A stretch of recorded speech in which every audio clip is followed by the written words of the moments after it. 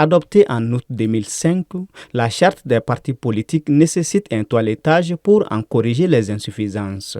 C'est dans ce cadre qu'elle a été soumise aux formations politiques afin qu'elles formulent des amendements ou des propositions d'amélioration avant la date butoir du 14 mars. Ce mardi, une coalition regroupant une centaine de partis politiques a présenté un document consensuel plaidant pour des modifications substantielles de la nouvelle charte. C'est les deux entités qui ont eu à s'asseoir, puisqu'on avait des documents. Alors, mais personne ne connaissait le contenu de tel ou tel autre document. Donc nous avons dit, au lieu de, comme nous sommes deux grands regroupements, c'est le premier grand regroupement, le Forum, à peu près 90, le deuxième grand regroupement aussi, l'initiative a à peu près 75 comme ça. Donc au lieu d'aller vraiment en désordre, si c'est pour la charte des partis politiques, pourquoi ne pas concevoir alors un document unique? Ces propositions, fruits d'une harmonisation des positions de plus d'une centaine de formations politiques, s'articulent autour de plusieurs axes. Dans la Constitution, il est dit clairement que alors, le multipartisme est accepté.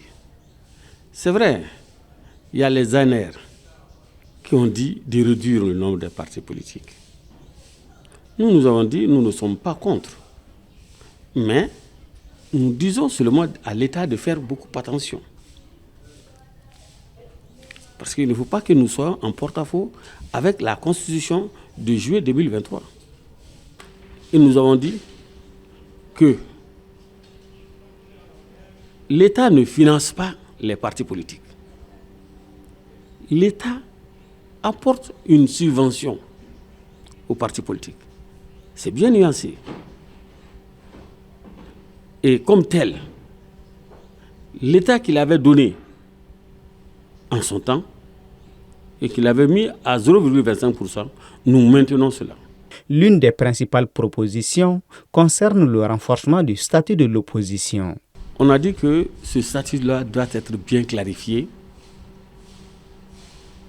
Le chef de file de l'opposition doit être une personne morale qui, à l'issue des élections, il a eu le plus grand nombre de parlementaires.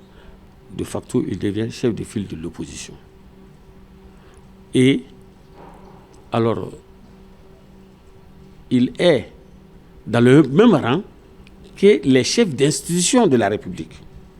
Selon lui, ces propositions seront soumises au gouvernement qui devra en tenir compte dans l'élaboration de la nouvelle charte afin de la rendre plus inclusive et consensuelle.